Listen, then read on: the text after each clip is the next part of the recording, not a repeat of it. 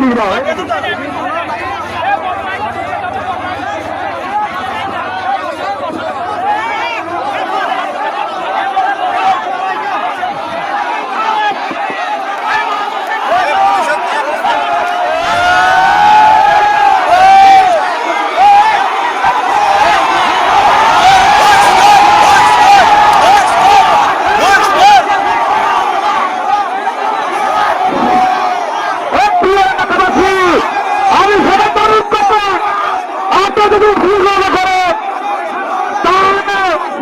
আমরা সুস্থ বিচার পাবো না।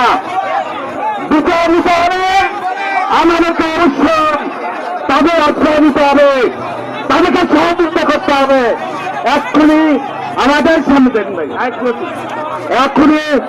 আমাদের সামনে বাংলাদেশ জাতীয়তাবাদী দল গোবিন্দগঞ্জ থানা শাখার দপ্তর সম্পাদক আপনাদের সাথে দুটো কথা বলবেন, আপনারা শোনেন।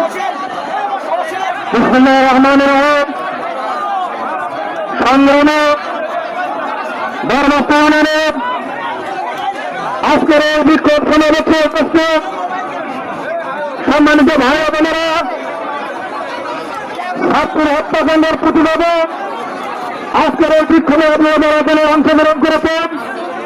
আমি প্রথমে বাংলাদেশ জাতীয়তাবাদী দল বিএনপি গোবিন্দগঞ্জ উপজেলা শাখার পক্ষ থেকে আপনাদের এই আন্দোলনের প্রতি সংহতি জানিয়ে আমরা বক্তব্য আমি আপনারা নিজের হাতে তুলে দেবেন না।